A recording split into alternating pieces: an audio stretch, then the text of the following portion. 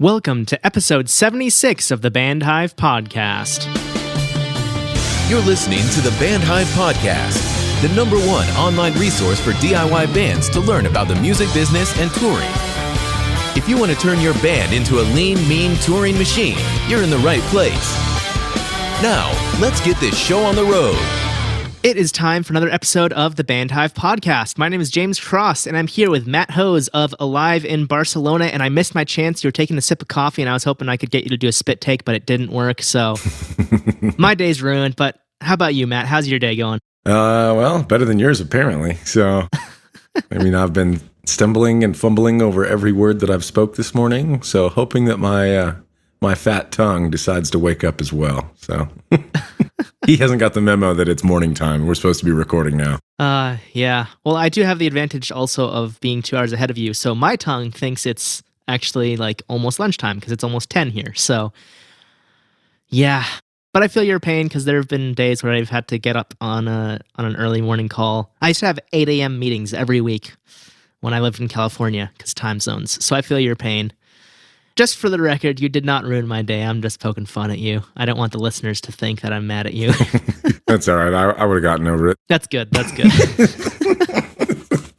I don't know if I would have. I probably would have been like torn up with guilt inside, like, I'm a terrible human being. On today's episode of Emotional Podcasts, we dive into the story of James and his emotions on this podcast. For real though, I'm like the person who like will be worried that I upset someone because like all of a sudden they act weird. I'm like, wait, did I like say something offensive without even trying? Like, I was just trying to be nice. Like, pick up really strong on those body cues, huh, James? You're like, oh, uh-oh. Yeah. Bad energies. Backpedal. Yeah, or like the other day, one of my friends got an SM7B. Gear nerd alert, just gonna nerd out here for a second. He got an SM7B and posted it on Instagram, and I just did the 100 reaction. It's like, oh yeah, these are so good. It's like, I know, man. I've been thinking about getting one for a while. Like, I really want it. And he basically was like, oh, I totally thought you had one. Like, and he's Canadian, so he's probably like already just apologizing because he's Canadian. But I was like, no. Like, I'm not upset at all. I'm just saying, like, they're great mics, and I want to get one. Like, I'm glad you got one. Gotta love the 7B. That thing's great. Oh yeah. Yeah, eventually we'll be recording the podcast with an SM7B. I'm using a cheap, like $40 Electro Voice dynamic live mic, and hopefully, I mean, to me it sounds fine. So, Matt, you have the AT4040, I believe, which that thing sounds killer. Of course. I love this mic. Here's our shameless plugs. Go buy an AT4040 or an SM7B, and then be happy. Affiliate links will be in the show notes at bandhive.rocks/76. Disclaimer, we make money when you buy those products. I think this is the most blatant we've ever been. I mean, obviously on the site we have like the affiliate disclosure that's like, hey, like if you click this, we might get some funds for it. But we've never actually been on the podcast like, hey, go buy this. And just for the record, I'm not saying go buy these pieces of gear. I'm saying if you want them already and you want to go buy them, please use our affiliate link. But we're not saying, hey, you need to go buy this because gear is oftentimes overrated. We also would like to take this time to say we're going to do it the professional way. And we're going to say, just so you know, we don't make any money from this podcast. All of the revenue that we make is by you guys purchasing items off of our affiliate links. So it actually supports us and keeps us doing what we love doing and keeps us able to deliver content to you guys. If you go and shamelessly purchase all of the things that we tell you to. That's what we would do if we were like top tier podcasters. If we were on episode like 300 by now, it'd be just prepping you. Here's some little foreshadowing for shameless plugs later. So what you're saying is we're too casual about mentioning gear. It's like when we mention gear, we don't say, oh, hey, go get it. It's like, oh, yeah, this piece of gear, blah, blah, blah. And then like 10 minutes later, it's like, oh, by the way, you can find it in the show notes. It's like, yeah, you might actually, this might be useful for you. I don't know. We're just talking about it. Yeah. So for me, like, obviously I'm recording this on a $40 microphone, and I have much more expensive microphones, but this is the one that seemed to suit my voice best for the podcast. So I just want to throw out there, it's not always the most expensive piece of gear. It's the gear that suits you. That's what it comes down to. Like, I could use a $200 or $400 mic that I have sitting in the cabinet next to me in the mic locker, but I don't, because this mic sounds better. So I don't know. I could get an SM7B and be like, I like that Electro Voice. Which I should also say, this is an Electro Voice PL44. They don't make them anymore. Sometimes you can find them on eBay. They used to be everywhere. Now they're like pretty rare. You'll see one pop up every few months. So if you want it, good luck. We don't have an affiliate link for that because they literally do not exist anymore. You can get the AT4040 though. That one will be in the show notes for real. Yeah, that will definitely still be for sale. Yeah. Well, anyway, now that we've jumbled this intro up and just nerded out about gear and how we're slimy salespeople for saying use our affiliate links, please, please, please, I think we should actually pivot over into the topic of the episode. Matt, do you want to tell the audience what we're talking about today? I just want to hear you say slimy again. That was good. Slimy. I'm a used car salesman, didn't you know? That's right. This bad boy can fit so many people in here. All right. It's a clown car. Today we're piggybacking a little bit off of an episode we did a couple weeks ago where we were talking about writing bios. This is another writing episode, but it's a little bit different. This is not going to be used for your fans, really. We're going to be talking about press releases.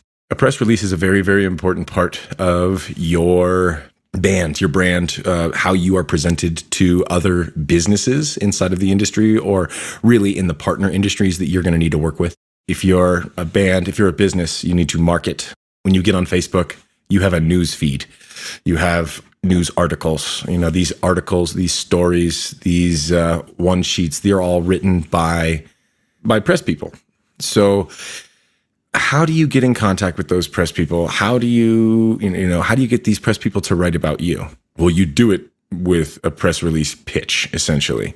And so today we're going to be talking about press releases, what they kind of look like, their value in the industry, and how you can kind of make yours better so that you can maximize on the distance that you're trying to take whatever you are releasing to the world. Press release is really anything that you want the world to know about. So if you're releasing a new song, a new music video, if you are touring in a new location, but you're trying to do something totally different with it and you think that it deserves media coverage. So a Super Bowl event, that's a huge event. The Weeknd paid over $1 million in production costs to play the Super Bowl, and guaranteed there were press releases all over the country about the different things that he was attempting to do. He probably had press releases about how many people were in his halftime show. And they were probably, a few different ones that were spread all throughout the country, maybe even other countries as well. I'm not sure how televised the American Super Bowl is in other countries, but I can guarantee you that it probably gets a little bit of mention as it is the most televised event in the United States. So, press releases would go out about different things. This is literally about anything. When you're in the public eye, you have press releases about, somebody getting lip filler or Botox.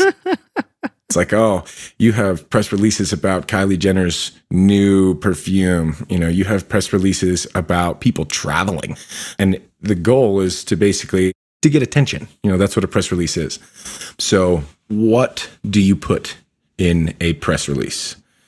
So with a press release, you basically want to have a very short, very sweet, to the point, I wouldn't say bullet points, but kind of like highlights of important stories. I know a few weeks ago, we talked about bios, about having a story in your bio and how important that was to have a transparent emotion that people could really attach to. People want to know specifics of stories. They want to know names. They like knowing places. They like feeling like they're a part of whatever's happening. And so with a press release, you want to capture all of the ideas, feelings, and emotions of that story without actually telling the story. The reason you are contacting a press release company in general, or a press company in general, is because they write stories. So the goal is not for them to have the same story that you told in your bio go out in a press release. To me, that would just be hyper lazy writing. And if a PR company ever did that, you don't work with them again because you obviously wrote that. You want them to work with you because you want their writing expertise and their contacts, their distribution.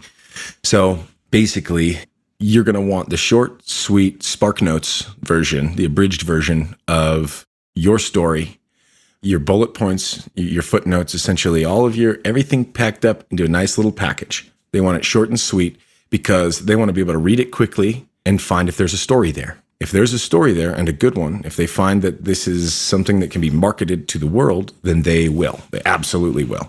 If you're like, we're touring Southern California, no PR company cares about that.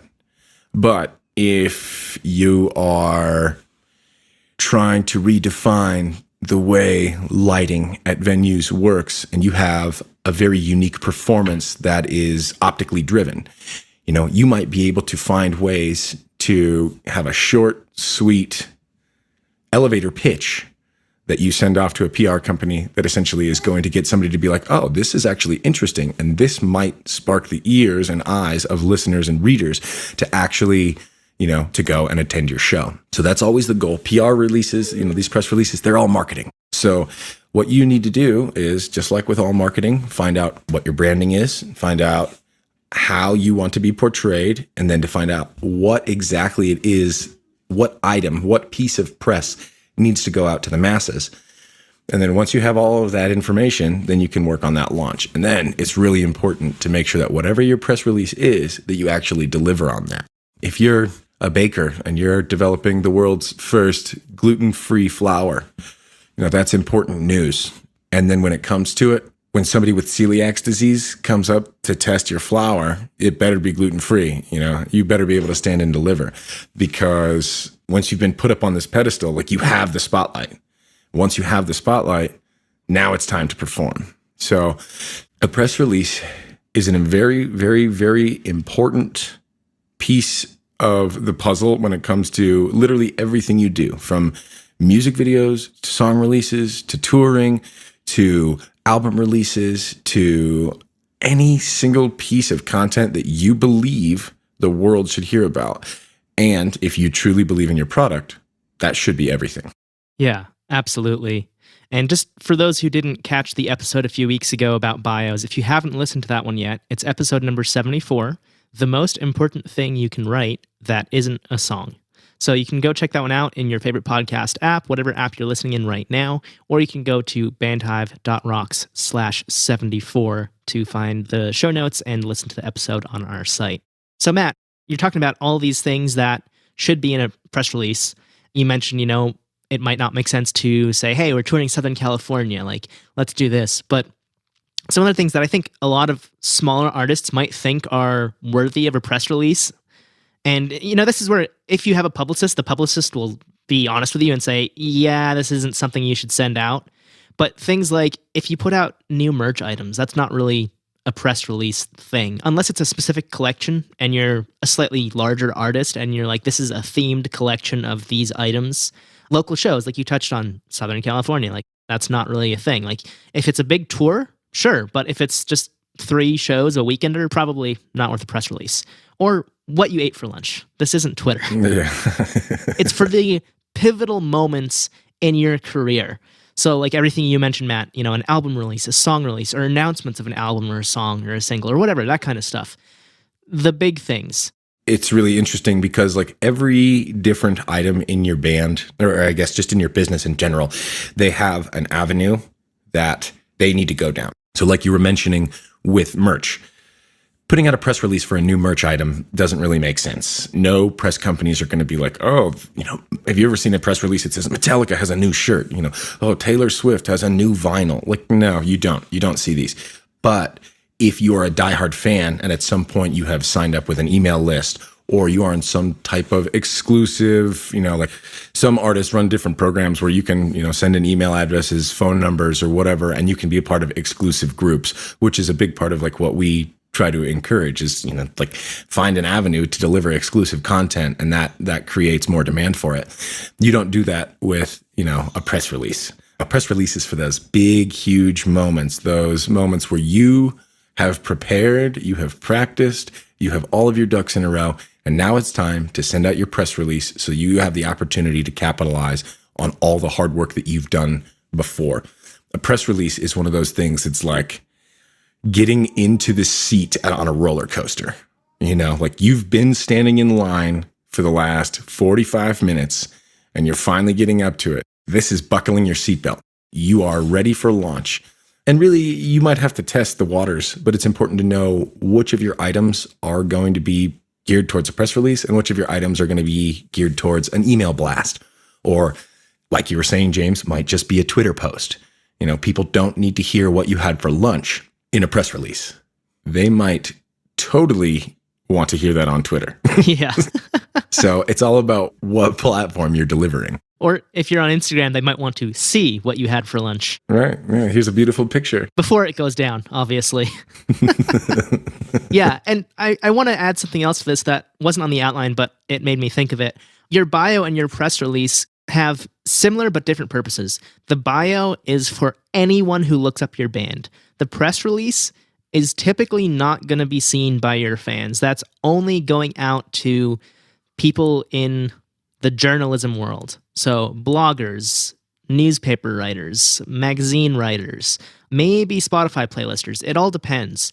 But one of the key things here is that the press release will rely on the bio to have certain information. So one of the things that we talk about here is that the press release shouldn't be your history. But I want to point something out here.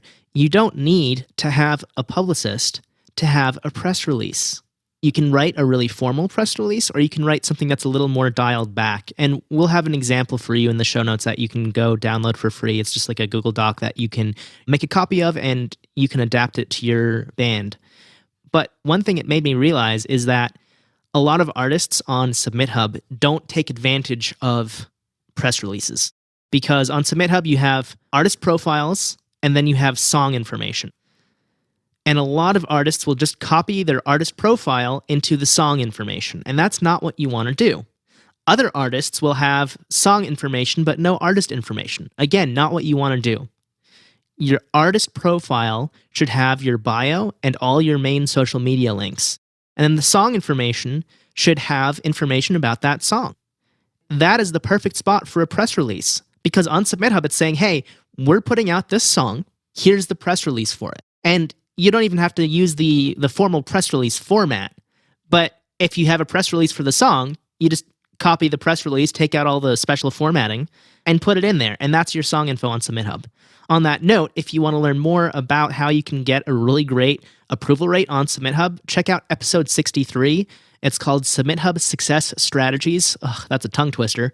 And we had Steve Martin of Ascending Everest talking about his strategies and how he got a 68% approval rate for one of his recent songs. And strategically, he goes for the best rate he can and then widens up the audience and submits to more and more curators until he sees the approvals start to drop off. And then he says, okay, I've reached the largest part of my potential audience. If I go further from here, the results aren't going to be as good. And carefully targeting like that is one of the best things you can do, because personally, I get so many emails from publicists about artists that I would never write about because they're not even in the right genre. And don't get me wrong, I have nothing against publicists. They have their place. But if you're on SubmitHub, you can specifically target people, which a lot of publicists do, but a lot more don't. If you are going to find a publicist to work with, make sure they are the kind of publicist who will find and target the specific people who would be interested in your song. Like, I get emails about EDM artists from some publicists. I'm like, dude, I run a rock blog. Like, do you not segment your list? Better yet, there are publicists who will only work with one genre. So that little rant aside, if you are going to hire a publicist or a PR firm, make sure that they're actually a good fit for you, your music, and your genre, and that they're not going to reach beyond that just so they can say, hey, we submitted you to 1,000 blogs. And it's like, well, right, but only 50 of those actually care about the genre we play. So we paid you to submit to 1,000 blogs, but we could have paid somebody else to submit us to 50 blogs, and it would have been much more effective. That's my rant for the day. No, it's a good rant. It's a very good rant. It actually kind of segues into what a press release kind of needs to look like. Places like SubmitHub are absolutely wonderful, and more tools like this continue to come out, weekly. And so that's what's really awesome, is that like as the network gets more and more integrated with each other, it's nice because just like we tell you to build a network, once you start working with other people who also build a network, then you get this nice little spider web where all these networks start to overlap. And that's really when your reach starts to go like through the roof. A share on Facebook or a retweet on Twitter, okay? These will extend your reach quite a bit. But when you have a second tier, when somebody retweets or shares that second level share, you get exponentially more viewers than you did off of that first share. Now you have this one over here, and now you also have this one over here. And now I know you guys can't really see my fingers, but they start to intersect and cross over. People don't necessarily, bite the hook instantly, but once they have this repetition in their life where it's like, oh yeah, like I've heard about that band 3 or 4 times now. And maybe they didn't watch your video, but you know what? They scrolled through their feed and they saw the one still image of it. And then maybe they saw it again 3 days later. And just that simple repetition in like the eyes and ears of your fans, that alone, it gives you clout, so to speak. The more people hear about you, the more people see you, the more in their face you are, the better chance that you have of, reaching the eyes and ears of people that you never could have dreamed of without these tools. So it's like super, super important to make sure that like everything that you write, everything that you do goes to the direct avenue that it's supposed to. So with these press releases, what's a good place to start? Like, what's the first thing on a press release? If you were sending off a press release, you just want them to read it. What separates your press release from somebody else's? I'll leave a second of radio silence so that you can think about that for a second. Now, some people think that it's like big, huge, bright colors and all sorts of ridiculous things, or putting images first up. I would actually argue against that. I would say that everything under the sun has been tried to get people's attention. In the business world, time is money. And so that's why we always say short and sweet is definitely the best path. Like, let these guys be the writers. That's what their job is. The very first thing on your press release should be the date. Okay? There's for one reason, and that is that nobody wants to write about old news. So old news is a very, very bad thing to write about because people like diehard fans already know. Now, James, I think that you have a story about an artist. They had a press release, correct? And that press release was kind of botched date-wise, right? Yeah, it was actually very appropriate timing because I got it last night and we were already planning on doing this topic. I will read the headline, but I'll redact the identifying information. Band name drops new album name. Now here's the issue. This album came out in December, which is 5 months ago at the time of recording. Once I opened the email, I saw that the email was actually about a live stream the band is doing. That is coming up in a little over a month. So it seems to me that what happened here is the Publicist reused an email that they sent out a few months ago when the album came out, and they updated most of the information in the body of the email, but they forgot to update the subject line. And that is like, the subject line? And while we're on this, let me vent a little bit about subject lines that publicists send. You really have to get people to connect with the subject line if you want them to open your email. Because anybody who works for a magazine, a newspaper, a blog, anything like that, their inbox is absolutely overflowing with emails. I know this myself because I delete most of the emails I get for the blog I write for, unless it's about an artist that I care about already. For artists that I don't know, I find out about them on Submit Hub. There's a lot of great artists on there, and it's like, here's the song, listen to it. Whereas with the press release, it's like, here's 5 paragraphs, and somewhere in here is a link to a song. Maybe. But on the topic of subject lines, I'm going to share some subject lines here. The good ones, I will name names. The bad ones, I will leave out. So here's a good one. Attack, attack, moving the scene ahead by leaps and bounds. I was like, wait, Attack, attack is back together? Apparently they are. Cool. We Were Sharks, released new single, etc., etc. Good headline. Here's one I don't like so much. Media alert, band name, new song. It's like, okay, on a small screen, like if I look at that on my phone, all I see is media alert and then half a band name. Why put in media alert? I know you're a publicist. I know that's a media alert. That's like context that doesn't need to be put in there, or you could put it at the end. But if I can't see the subject line because all of your emails start with that same thing, it's like, oh, well, this is just whatever. Like, okay, I can delete that. Because if I'm on my phone, I can't see what it's about. I just see media alert. It's like, I get that. What's it actually about? Oh, well, I don't care.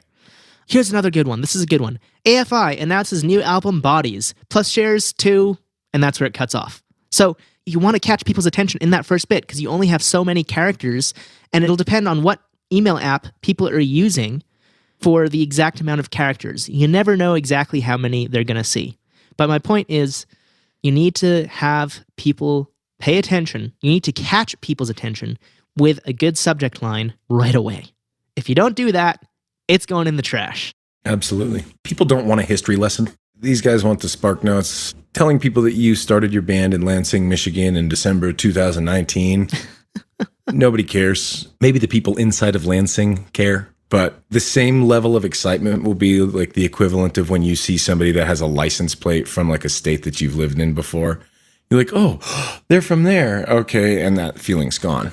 You know, PR companies, which work all around the world, they don't care at all about where you're from. You don't need to tell the story of your town and your time when you started and how long it took you guys to write a long, good song. Like, that's what the press companies are for. So what do these things look like? Well, they start with a date. Then they have a headline, basically the concept of what you're trying to push. Then after that, you're going to have your first paragraph, your intro paragraph. This is like 25 words or less. Get to your point immediately.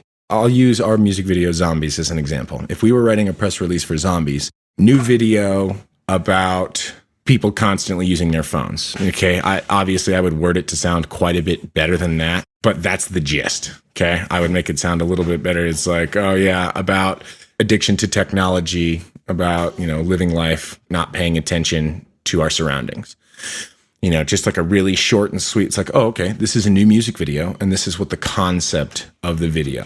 If you have as many like news points that you want it to be included in there, get to it. Your intro needs to explain the who, what, why, when, how, and where of your story. So, and you want to try to do it literally as abridged as possible. Like you were saying, James, these people are getting emails constantly, and they are trying to put out the best story that gets them the most clicks, the most impressions, the most traffic. Those are the numbers that they as a company are looking for. So it's on you to make sure that they have enough fodder in order to write that. After your little, your short and sweet, you're actually going to have another couple of paragraphs. This can be more about your story, your background. This can be the nitty gritty. And I know I've used this term before, but people want to know the areas that they can relate to you. So if you write a song about somebody dying, using specifics like their name or the emotions that you experienced when that was happening, or, where you were, or whatever it might be. The point is like, this is what that engaging story is. It's short, sweet. You want literally less than 2 paragraphs to go through every detail quickly to give the journalist enough inspiration, essentially, for turning your story into something romanticized. That's really what a PR company's job is. It's their job to romanticize your story. And it's, to create these heartstrings with the readers or with listeners.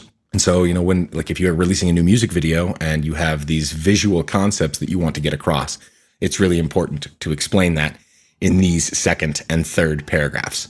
So you really don't want much more than 3 paragraphs, and even then I would try to keep it like those paragraphs really, really short. Nobody wants to read an entire page of information to know that like they don't want to write a story on it. So if you can compile everything into short, sweet bullet points, nice little paragraphs. If your entire press release comes to like 3/4 of a page, that's like fantastic. And then after this, after you've told your story, then you want to like have your spokesperson enter, or your front man, essentially.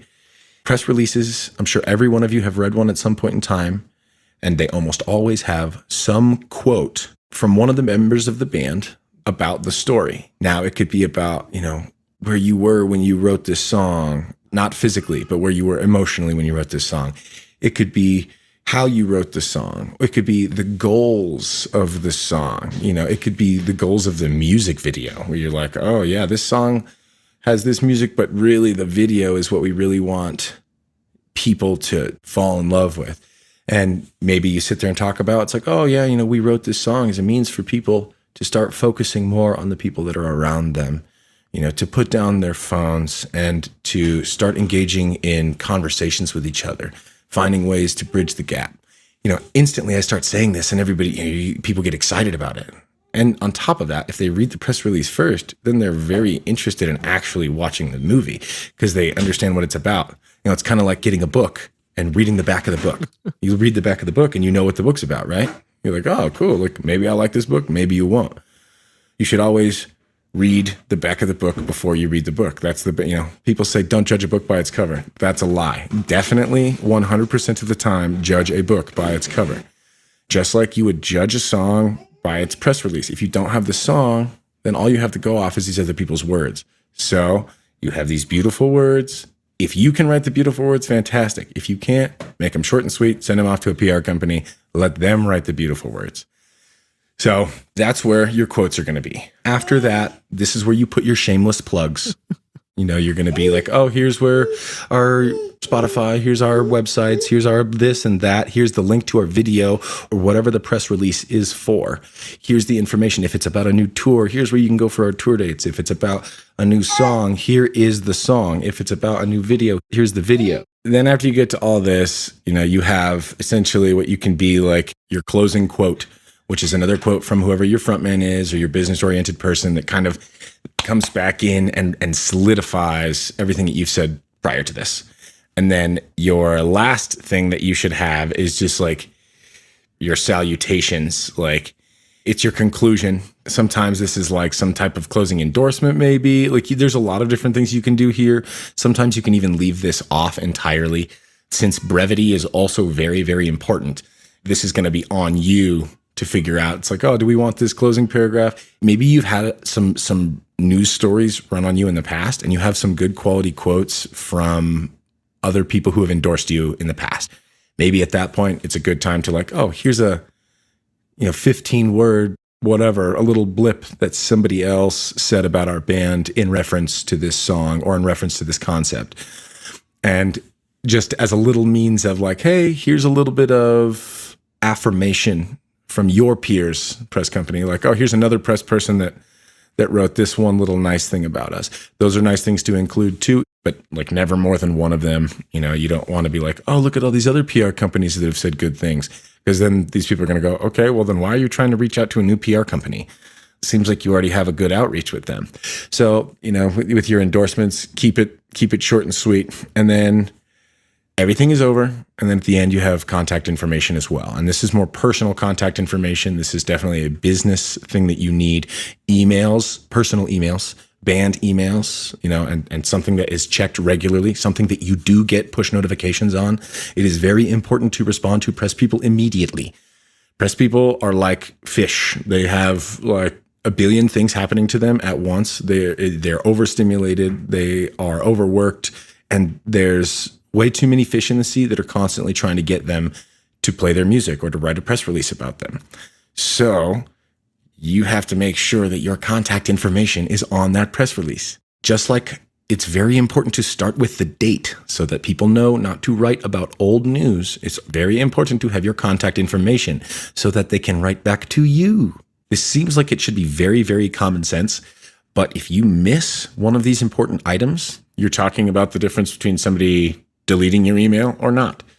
So they might read your whole email and then go, wow, I don't want to take the time to Google Alive in Barcelona and go like search through their website and like try to find contact information for one of them. Like that sounds like a lot of work. Oh, but never mind. Here it is at the bottom of the email. Super simple. I can even click this link and instantly get back to them. If your press release, this is also like a small tidbit. I probably should have mentioned this earlier when it comes to the date. There is a special word. Press releases for the most part are for like immediate release. You want to do it, it's for getting this content to the PR company. They get something written. You get it released by the release date that you want. If you're trying to set up a press release for say 3-6 months down the road, you need to include the word embargoed right at the very, very beginning of your date. Okay. That is the very first thing that should be on. It should say date, colon, in all capitalized letters, embargoed, and then it should have the date. This is a signal to anybody in the PR world that this is not for right now. So for starters, it might have the opportunity to go through more writers internally and things like that. It has other benefits. But most importantly, they're going to be able to look at that and know that it's like, okay, this isn't this, I need to get this done in the next 48 hours type of press release. This is something that I can take a little bit of time on. And then on top of that, like you don't get a really quick press release thrown back at you or whatever. The date is such an important thing. I really cannot hit this home enough because the news world in general is all about current events. And so they want to make sure that they are writing about these events currently. So if you have something that is embargoed that needs to be released later, they will put off writing that press release until later so that they have as many of the current events surrounding the event as possible. So with date, keep that in mind. With name and who it is, keep that in mind. James, like you were saying, if my email says media alert or press release, it's like, okay, like that doesn't do anything for somebody. But if it says, even saying new video, that's a what. So that's answered in the subject line. Or Alive in Barcelona, it's like, okay, this is a band. So you're already starting off with a what or a who, and that's infinitely better, for sparking curiosity and actually just interaction. I mean, if you send something that just says like media release, a band has a new song. It's like, yeah, a billion new bands have a billion new songs every day. Nobody cares. Yeah, 40,000 songs get added to Spotify every single day. Jeez Louise. It's insane. Wow, that's an insane metric and really hits the point home. That's 14,600,000 per year. That's fantastic. Yeesh. 14.5 million per year. Let's assume that only 10% of those had press releases written about them. That's 1.4 million songs per year. Divide 1.4 million by 365 days. And you're literally looking at like, what is that? 400 songs per day? Probably more. There's probably 4,000 songs per day. Let's see. I'm doing the math right now. That is 4,000 songs per day with press releases. Yeah, 4,000 a day. Now you divide that up, like how many mainstream, how many major PR companies there are in the country, how many, individual writers are going to be getting those emails directly. I mean, you're talking about people getting like 10 to 15 emails a day minimum with new songs that people want, a press release written for. I wish I only got 10 to 15 a day. Oh, I bet. That's literally a spitball number. How many do you get? How many do you get, James? You don't even run a PR company. How many emails a day do you get? Oh, at least 30.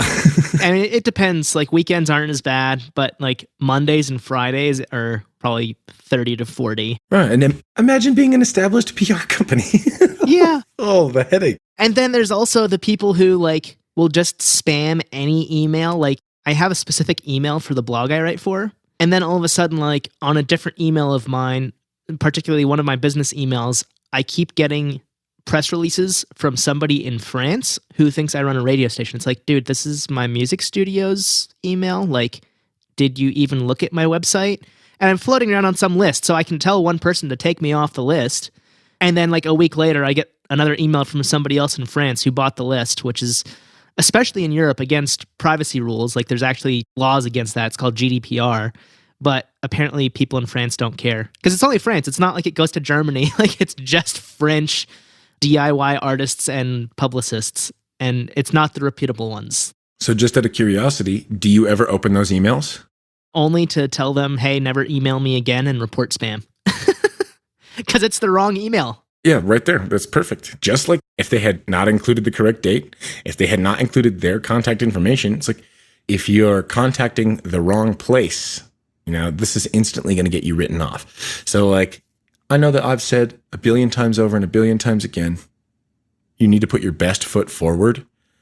This is when it really counts. Like when I was talking about spelling and grammar being the cardinal error that you can make, like this is where that application is. Like, you better not spell names wrong because people won't listen to your music.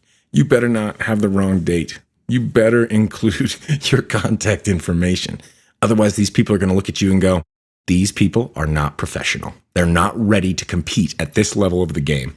You got to get your ducks in a row, got to put your best foot forward, and then you can hit the ground running. If the first press release that ever gets sent out is just like you send something to a PR company and they look at it and they're like, wow, everything about this is fire.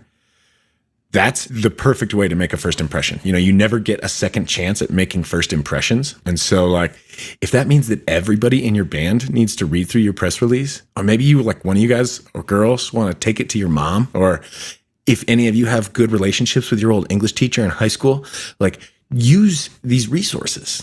It is far better for you to ask 100 people and for them to kind of get annoyed with you being like, hey, will you read my press release? Than it is for you to send that press release, that application for a press release off to a PR company and have them just be like, oh, spam, like sent it to the wrong email. Boom. All that hard work written off. And like, that's the thing. Like, if I get emails to my vlog's email, I'm like, okay, cool, whatever. Like, people are doing their job.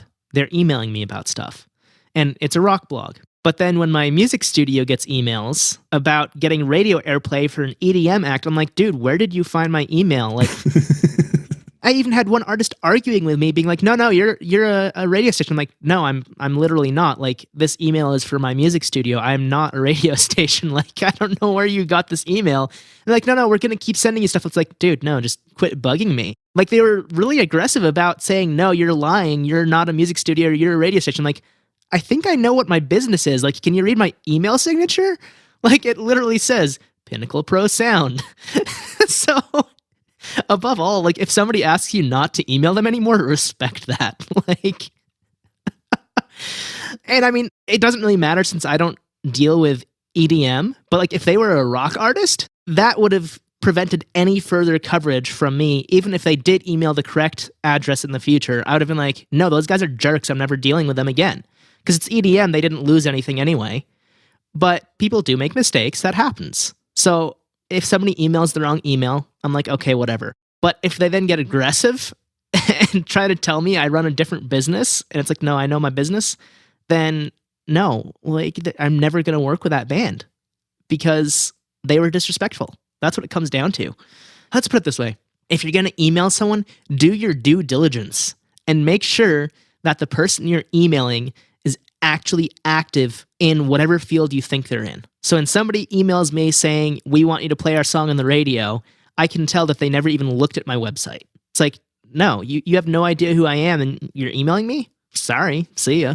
There's a book that I would invite all of our listeners to read. I may have mentioned it before. It's called Never Eat Alone by Keith Ferrazzi.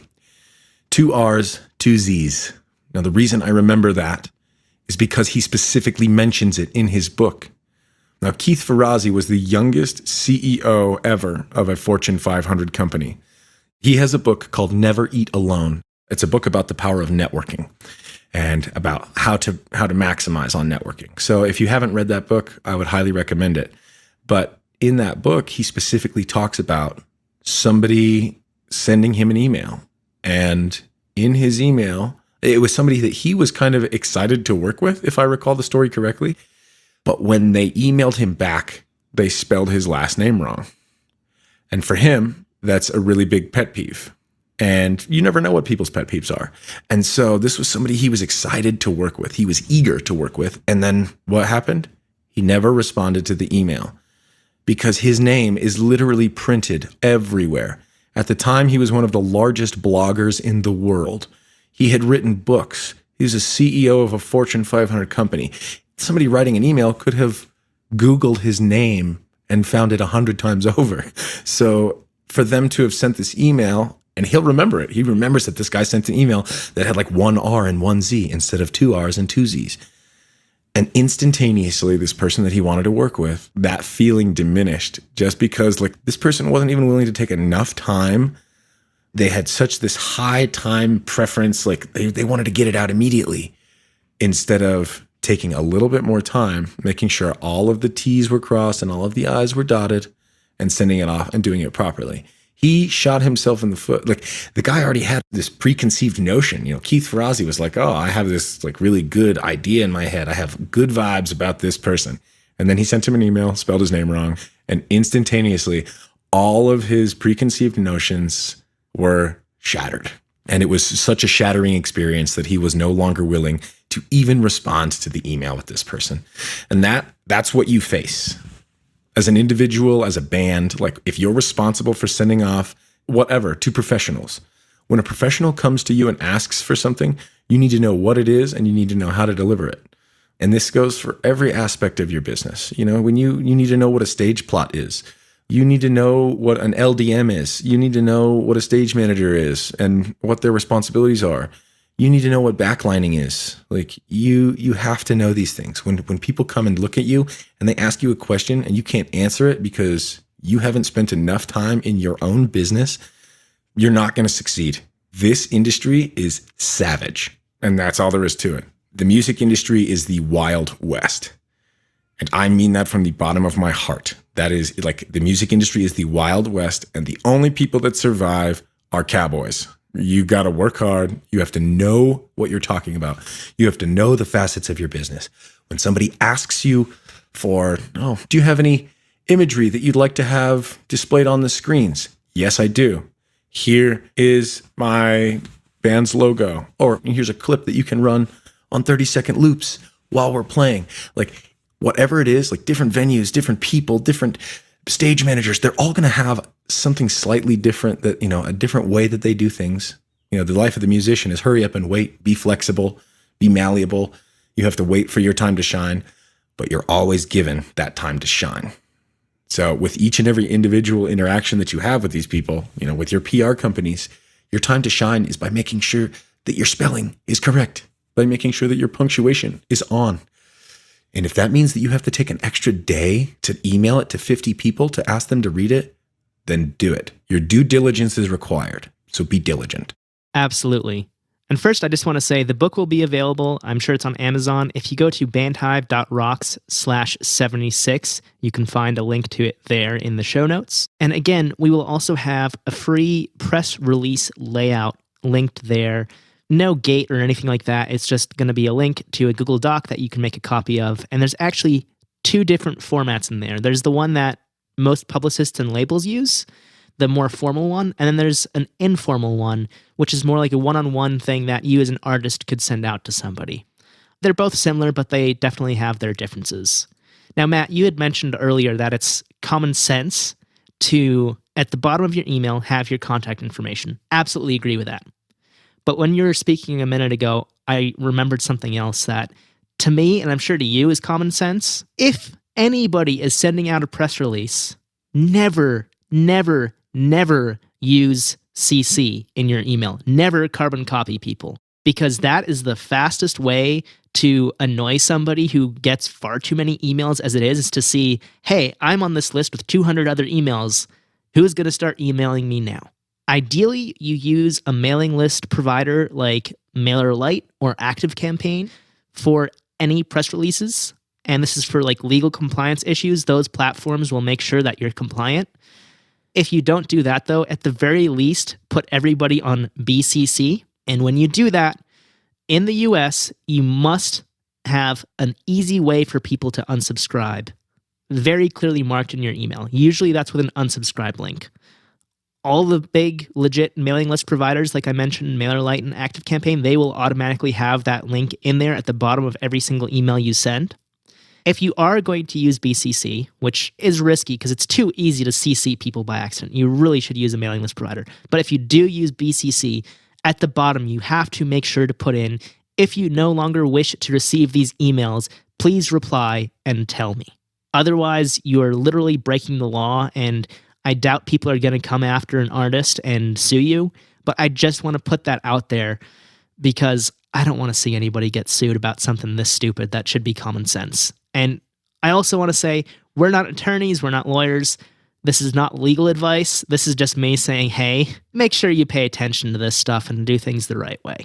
So to wrap things up, Matt, you were saying, triple check everything. Make sure you spell people's names properly. Make sure there's no typos. Make sure you don't use a subject line from an email you sent 5 months ago. You want to make sure everything is current and correct. One other thing you should do is send a test email to yourself. Open it in an incognito tab in Chrome where the only thing you're logged into is your email. And then open every single one of the links and make sure that they open. Because you never know when all of a sudden, hey, this YouTube video might have been set to private and you saw it in the preview because you were logged into YouTube. But then when you go to incognito, all of a sudden, oh, hey, I can't see this video. I need to change it to unlisted, or I need to set it to public. If you're promoting a blog post, make sure it's accessible to the public. Check it in an incognito tab. Every single link needs to be checked in incognito. Same thing if all of a sudden you're in a Facebook group and you're linking to a Facebook group. Is the group public? Because if not, it's going to be like, oh, hey, thanks for clicking this link, but you can't actually see whatever we just linked you to. You have to make sure that everything you do is triple checked, whether it's how to spell people's names, grammar and spelling in general, the flow of what you're writing, and most importantly, if you're putting in a call to action like go listen to our music on YouTube, make sure the link's not broken. Another example here, a few weeks ago, a band sent me an email being like, hey, our album's available for pre-order, go get it. Guess what? The link was broken. And this was a major press company. It was a super simple thing. They had put in the HTTP instead of HTTPS, which is just like a security thing in a link. And they messed it up. And because of that, it gave me an error when I opened the page. So you need to double and triple check every single link you put out there. That's absolutely correct. The dead link is one of the worst. That's also a cardinal mistake. There's one thing that I would like to add, and that is, in my opinion, what I would also call common sense. I would even say that this is more important than the date. It's saying thank you. Thank people for their time. Thank people for the craft that they do. The best thing that you can do for people is to include them and to show that you appreciate them.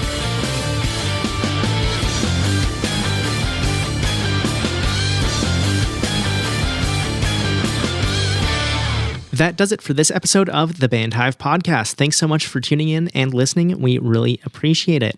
As I mentioned in the episode, if you want to find any of the links we mentioned or you want to get the free press release template, just head on over to bandhive.rocks/76 to get those links and the template. Matt and I both know how extremely frustrating it can be to, as a DIY artist, put your music out there and not get the reaction that you are expecting. And so we are offering coaching to our podcast listeners. If you're interested in sitting down with us for an hour, head on over to bandhive.rocks/coaching to book your session now. Matt and I both have slightly different expertises. Matt is more focused on marketing, while I am more focused on systems and big picture kind of mindset stuff, as well as, of course, the touring side of things, but, pandemic, and that's not really going on right now. So if you are interested in talking about marketing, mindset, any of that stuff, please do feel free to head on over to bandhive.rocks/coaching and book your session now.